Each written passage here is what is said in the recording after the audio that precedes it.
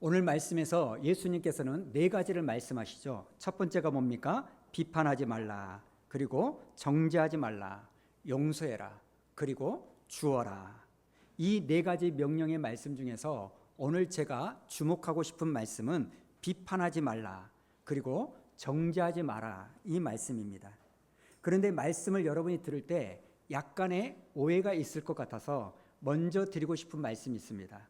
오늘 이 말씀은요, 우리가 절대로 어떤 상황에서도 비판을 하면 안 된다, 이런 말씀이 아닙니다. 불의를 봐도 너는 침묵해야 된다, 이 말씀이 아니라는 겁니다. 실제로 예수님도요, 공생의 사역을 하면서 수없이 제일 많이 하신 것 중에 하나가 분별하고 비판을 하신 겁니다. 마태복음 23절에 보니까 이 바리새인들과 서기관들의 위선을 보고 뭐라고 말합니까? 화 있을진저 외식하는 서기관들과 바리새인들아, 이렇게 비판을 하십니다. 그리고 거짓 선지자를 상관하고 마태복음 7장 15절에서도 분별의 말씀을 하시는 겁니다. 지금 예수님은요, 판단도 하시고 비판도 하시고 정죄도 하셨습니다. 그래서 오늘 이 말씀은 절대로 우리가 어떤 상황에서도 무조건적으로 비판을 하면 안 된다, 이런 말씀이 아닙니다. 오히려 마태복음 5장 37절에 보니까 이렇게 예수님이 말하죠. 옳은 것은 옳다고 말하고 그른 것은 그르다고 말해라, 이렇게 말씀하시는 겁니다. 그러니 여러분은 옳은 것을 옳다고, 틀린 것은 틀리다고 말할 수 있는 믿음의 삶이 있기를 축복합니다. 제가 사측 연산을 하나 가져왔는데요, 한번 보여주시겠습니까? 다 아실 거예요. 여기에 나오는 플러스가 옳은 것이고 마이너스는 틀린 겁니다. 자, 그러면 여러분, 옳은 것을 옳다고 말하는 것은 옳은 거죠. 그리고 틀린 것을 틀리다고 말하는 거, 이것도 옳은 겁니다. 그런데 틀린 것을 옳다고, 아니면 옳은 것을 틀리다고 말한 건 이건 틀린 거라는 겁니다.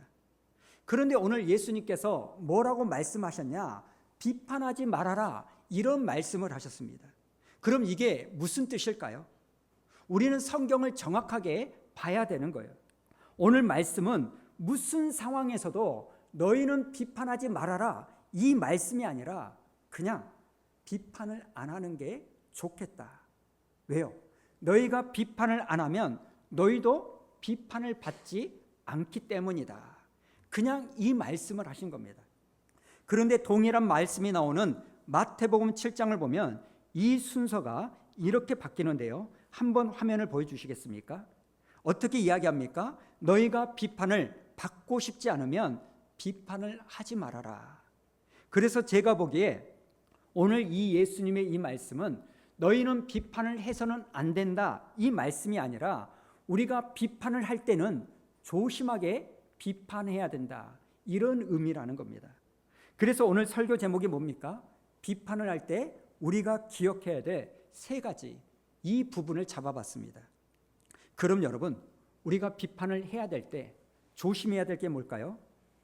먼저 예수님은요, 너도 비판을 받고 싶지 않거든 차라리 비판을 하지 말아라, 이 말씀을 하는 겁니다. 왜 그렇습니까? 동일한 말씀이 나오는 마태복음 7장 2절, 우리 한번 읽어볼까요? 시작. 너희가 비판하는 그 비판으로 너희가 비판을 받을 것이요 너희가 헤아리는 그 헤아림으로 너희가 헤아림을 받을 것이니라. 예를 들어서 내가 어떤 사람을 보고 너는 왜 그렇게 정직하지 못해, 이런 비판을 내가 했어요. 그리고 우리는 그런 비판을요 해도 됩니다. 그런데 문제가 뭡니까? 그런 비판을 하는 순간 나도 조심을 해야 되는 거예요. 내가 누군가에게 너는 왜 그렇게 정직하지 못하냐, 이런 비판을 했기 때문에 그럼 하나님도 똑같은 잣대를 가지고 그래? 너도 얼마나 정직한지 내가 보겠다, 이 잣대 그대로 나에게 들이대겠다는 겁니다. 여러분, 지금 오늘 예수님의 말씀은요, 우리 보고 절대로 비판을 하면 안 된다, 이게 아니라 네가 비판을 하면 네가 들이댄 그 잣대 그대로 하나님도 그대로 들이대시겠다, 이 말씀입니다. 우리가 비판을 안 하면 아무런 상관이 없는데, 아니 저 사람은 왜 저렇게 게으르지? 왜 저렇게 성실하지 못하지? 내가 어떤 사람을 보고 그렇게 비판을 하는 순간 하나님도 똑같이, 그래? 너는 얼마나 성실한지 보자. 그 잣대 그대로 나에게 하나님이 들이대시겠다는 겁니다. 그러니까 여러분, 우리가 남을 비판할 때 정말 조심해야 되는 거예요. 특별히 이 자리에 계신 며느리들, 여러분이 시어머니를 비판한 그 잣대 그대로 하나님도 여러분을요 그 잣대 그대로 들이대신다는 거예요. 이렇게만 말하면 우리 며느리들 열받으니까 우리 시어머니들 반드시 기억하셔야 돼요. 동네 할머니들끼리 모여가지고, 친구들끼리 모여가지고 여러분이 며느리 흉을 보는 그대로 하나님도 똑같이 생각해주는 척 하면서 비판하는 그 비판의 잣대를 여러분에게 들이대시는 겁니다. 그러니까 여러분, 할 수만 있으면 안 하는 게 낫습니다. 우리가 비판할 때 첫 번째 조심해야 될 거, 내가 들이댄 그 잣대 그대로 하나님도 나에게 들이대신다. 그러니 여러분 두려워하시기 바랍니다. 그리고 두 번째 우리가 기억해야 될 거, 자 마태복음 7장 3절부터 5절 우리 한번 읽어볼까요? 시작. 어찌하여 형제의 눈 속에 있는 티는 보고 네 눈 속에 있는 들보는 깨닫지 못하느냐. 보라, 네 눈 속에 들보가 있는데 어찌하여 형제에게 말하기를 나로 네 눈 속에 있는 티를 빼게 하라 하겠느냐. 외식하는 자여, 먼저 네 눈 속에서 들보를 빼어라. 그 후에야 밝히 보고 형제의 눈 속에서 티를 빼리라. 아멘. 우리가 비판하고 싶을 때 주의해야 될 두 번째 말씀, 남의 눈에 있는 티가 내 눈에 보인 거예요. 잘못된 게 보인 겁니다. 그런데 거기서 일단 멈추라는 거예요. 그리고 먼저 내 눈을 봐야 된다고 말하는 겁니다. 여러분, 우리가 남을 비판하고 싶을 때 기억해야 될 게 뭔지 아십니까? 지금 내 눈에 뭐가 있는지를 먼저 확인하라는 겁니다. 여러분, 이 상황을요 생각해 보면 되게 우습습니다. 여러분, 한번 옆에 있는 분 눈을 한번 딱 봐보세요. 옆에 있는 분의 티가 보입니까? 옆 사람의 티가 보이세요? 한번 봐보세요. 한번 봐보세요. 몽골리안이 아닌 이상 상대방의 티는 안 보입니다. 그런데 반대로요, 자기 눈에는 뭐가 있는 거예요? 들보가 있어요. 여러분, 내 눈에 들보가 있으면 어떻게 됩니까? 막대기 같은 것이 들어가 있으면 여러분 내 눈에요 베이는 게 있을까요, 없을까요? 지금 들보가 있어가지고 내 눈에 베이는 게 없는데 남의 눈에 있는 그 작은 티를 찾아내기 위하여 몸부림을 치는 거예요. 그럼 어떻게 해야 보이겠습니까? 그 사람을 멀찌감치 볼까요? 아니요. 그 사람 눈에 들어가가지고 막 보려고 들이대는 거 아닙니까? 지금 자기 눈에 베이는 게 없는데 남의 눈에 있는 티를 찾아내려고 몸부림치며 반드시 찾아내는 거예요. 여러분, 지금 자기 눈에 들보가 있는 사람은요 눈이 아주 나쁜 사람입니다. 베이는 게 없는 사람이에요. 그런데 그런 사람이 남의 눈에 있는 이 티는 기가 막히게 잘 찾아내는 거예요. 그리고 여러분, 이게 바로 우리예요. 우리는요 실상 눈이 어두운 사람들입니다. 지금 내 인생에서 진짜 중요한 것들이 무엇인지 하나도 제대로 보지 못하는 사람들입니다. 하나님의 뜻이 뭔지, 하나님의 마음이 무엇인지, 내가 지금 어떤 인생을 살고 있는지, 어떤 방향으로 가고 있는지 이걸 제대로 보지 못하는 인생이라는 거예요. 그런데 어떻게 그렇게 잘 보지 못한 눈을 가지고, 중요한 건 하나도 보지 못하는 그런 눈을 가지고 어떻게 그렇게 남의 눈에 있는 티는 잘 찾아내느냐, 이런 겁니다. 오늘 하나님은요, 너는 도대체 어떻게 해서 네 눈에 있는 들보는 보지 못하고 남의 눈에 있는 그 티를 그렇게 잘 찾아내느냐. 먼저 네 눈에 있는 들보를 빼내라. 여러분, 우리가 남을 비판할 때 기억해야 될 것, 첫 번째는 내가 비판한 그대로 하나님은 동일한 잣대를 가지고 나를 들이대실 거고요. 두 번째, 남의 티에 이것을 지적하기 전에 네 눈에 있는 들보를 먼저 보라는 거예요. 여러분이 여러분의 눈을 보려면 어떻게 해야 여러분의 눈을 봅니까? 여러분은 어떻게 해서 여러분의 눈을 봐요? 거울을 봐야 내 눈을 볼 수 있는 거예요. 그렇죠? 그럼 믿는 우리는 무슨 거울을 봐야 될까요? 말씀의 거울을 봐야 될 줄로 믿습니다. 여러분 혹시 가수 태진아 씨가 부르는 거울도 안 보는 여자 이거 아십니까? 제 아내가 이걸 노래 부르라겠지만 제 체면 때문에 노래를 못 부르겠습니다. 여러분, 거울도 안 보는 여자는 애로운 여자예요. 그러니까 거울을 꼭 봐야 된다는 거예요. 그리고 실제로 제가 가만히 보니까요, 이 여자들 거울 겁나 많이 봅니다. 그래서 거울이 없으면 어디에서 봅니까? 자동차 백미러를 보면서 막 거울로 자기 얼굴을 보잖아요. 우리 남자 형제들 여자친구 사귈 때 조건 중에 하나가 우스갯소리입니다. 어디 가자 그러면 20분 안에 준비하고 나올 수 있는 여자가 최고 여자입니다. 나간다 가면 뭐 한 시간 치장해야 된다고 하고 옷 고른다 하고 그러면 우리 남자들 지칩니다. 여러분, 거울도 안 보는 여자가 이상하듯이 말씀도 안 보는 신자도요 이상한 거예요. 그러니 여러분, 남을 비판하려고 그 사람을 보기 전에 말씀의 거울에 나를 먼저 비춰보는 저와 여러분 되기를 축복합니다. 그러면 내 눈에 들보가 있구나, 이게 깨달아지는 거예요. 그러면 남의 눈에 있는 그 조그만 티끌을 가지고 내가 지금 왈가 알부할 계제가 아니구나, 이걸 깨닫게 되는 거예요. 사실 여러분, 눈에 티가 들어가면 빼기는 쉽습니다. 어떻게 뺍니까? 불어주면 이 티는 빠져요. 근데 들보는요, 바람을 분다고 해서 빠지는 게 아닙니다. 수술을 해야 돼요. 그러니까 후하고 불면 빠지는 그 티를 가지고 지적하는 게 중요한 것이 아니라 수술을 받아야 되는 내 들보가 더 심하다는 것을 우리는 알아야 되는 거예요. 그래서 여러분, 우리는 시선을 바꿔야 됩니다. 비판을 하기 전에 남의 눈에 있는 허물이 보였을 때 먼저 내 눈도 봐야 되고, 그 다음에 내 눈에 있는 이 들보를 치료해 줄 하나님을 바라봐야 될 줄로 믿습니다. 여기서 한 가지, 누군가를 위로하고 판단하려고 할 때 정말 위로하고 염려하는 것이 나중에 비판과 정죄로 가려고 만드시면 안 돼요. 여담입니다만 제가 이번 주에 몸이 진짜 안 좋았습니다.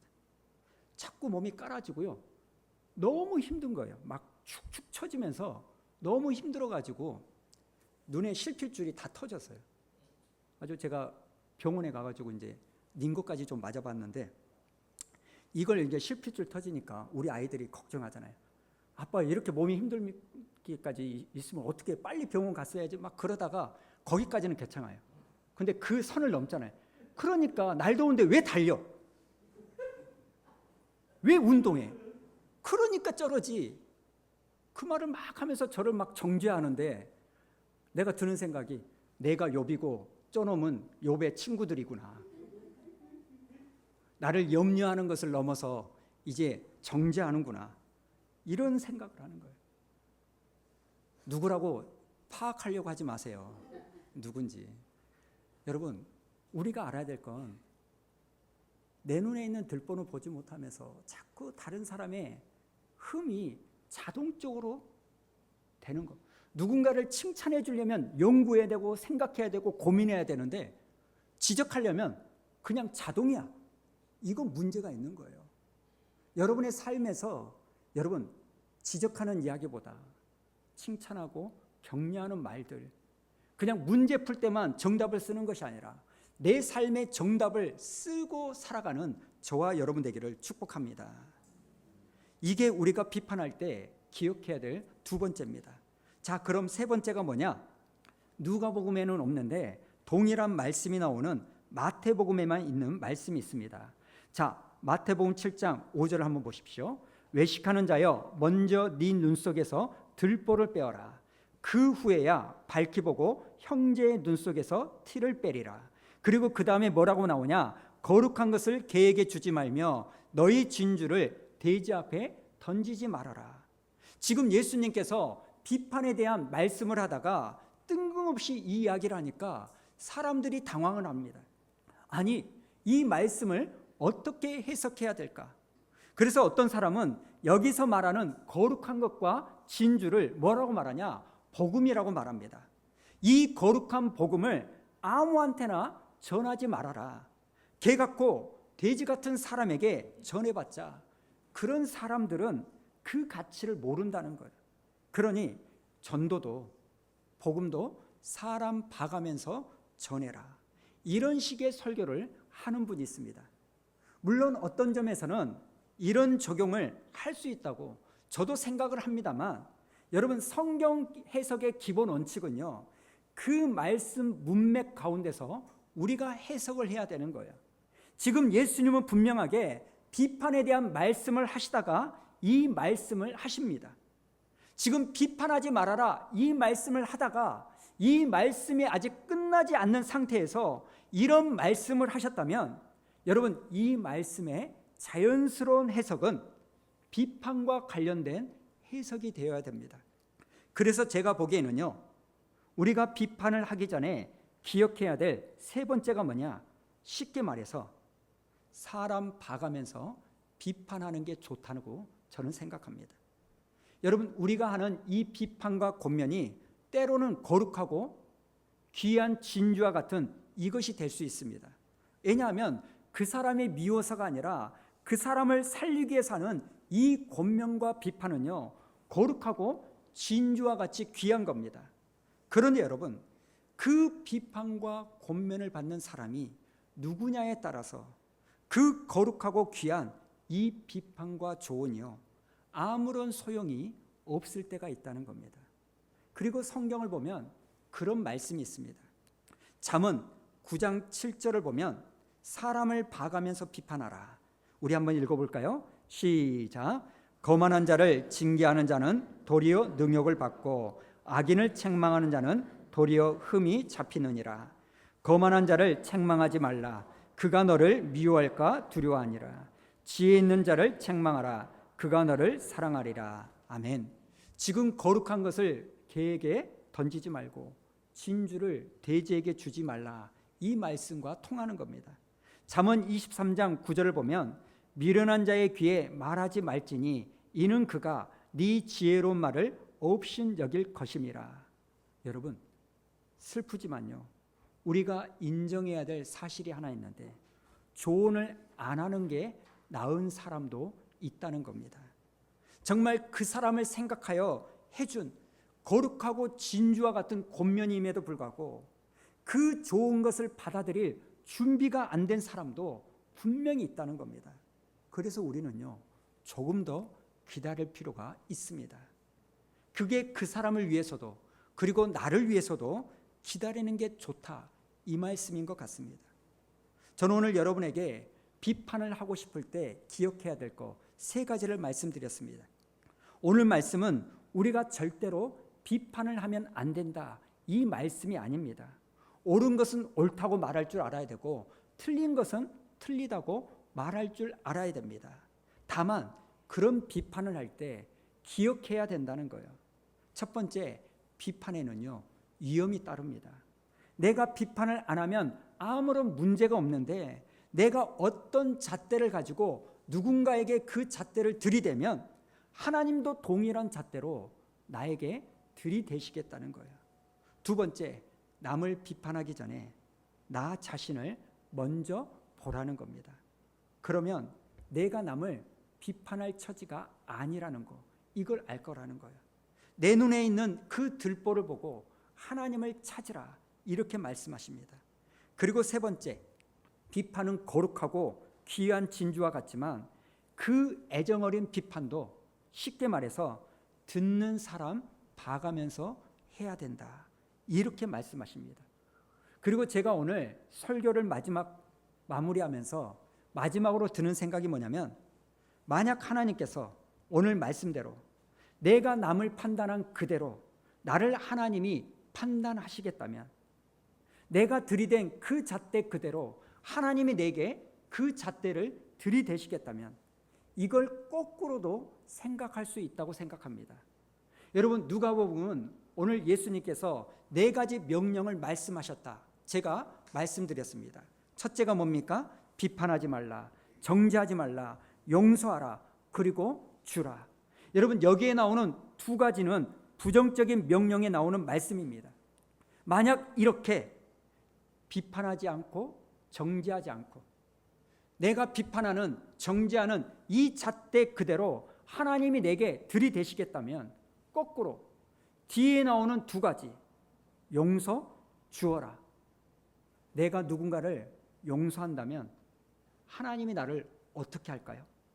그 잣대 그대로 하나님이 내게 용서의 잣대를 들이대실 겁니다. 어떤 사람이 내게 지금 큰 잘못을 했는데 내가 그 사람을 용서해 준다면 내가 용서해 준 그 용서의 잣대 그대로 하나님은 내게 용서해 주실 줄로 믿습니다. 또 내가 누군가에게 뭔가를 주면 하나님도 내게 그 잣대를 그대로 들이대면서 나에게 뭔가를 주시겠죠. 내가 누군가를 불쌍히 여길 줄 안다면, 내가 누군가를 친절하게 여길 줄 안다면 하나님도 똑같이 나를 불쌍히 여겨주시고 친절히 여겨주실 줄로 믿습니다. 누가복음 6장 37절에 나오는 이 말씀 우리 한번 읽어볼까요? 시작. 비판하지 말라, 그리하면 너희가 비판을 받지 않을 것이요, 정죄하지 말라, 그리하면 너희가 정죄를 받지 않을 것이요, 용서하라, 그리하면 너희가 용서를 받을 것이요. 그 다음 38절을 보니까요, 주라, 그리하면 너희에게 줄 것이니. 그 다음에 더 놀라운 사실, 곧 후이되어 누르고 흔들어 넘치도록 하여 너희에게 안겨주리라. 사랑하는 여러분, 우리가 누군가에게 주면 하나님은 우리에게 주실 터인데 그냥 주시는 것이 아니라 후이되어 누르고 흔들어 넘치도록 주시는 분이심을 믿으시기 바랍니다. 에베소서 4장 31절에 보니까 주님은 우리에게 이렇게 말합니다. 서로 친절하게 하며 불쌍히 여기며 서로 용서하기를 하나님이 그리스도 안에서 너희를 용서한 같이 하라. 여러분, 하나님은 우리가 서로 용서하고 친절하고 사랑하기를 원하십니다. 그런 하나님도 여러분을 친절하게 대해 주실 줄로 믿습니다. 우리가 서로를 불쌍히 여기면 하나님도 우리를 불쌍히 여겨 주실 줄로 믿습니다. 여러분, 영적인 이 원칙을 여러분 아셔야 돼요.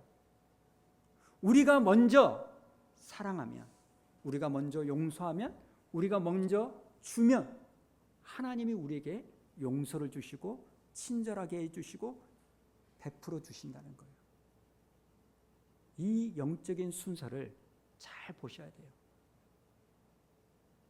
여러분, 우리는요, 하나님께 용서함을 받는 인생이 되어야 됩니다. 그러나 하나님께만 용서받는 인생이 되어서는 안 돼요. 사람에게도 용서를 받고 용서를 해줘야 돼요. 교회 공동체가 여러분 유지될 수 있는 거, 가정이 유지될 수 있는 거, 여러분 사랑으로 가능합니다. 근데 그 사랑에는요, 용서함이 없이는 사랑이 아닙니다. 사랑하면 용서가 반드시 있습니다.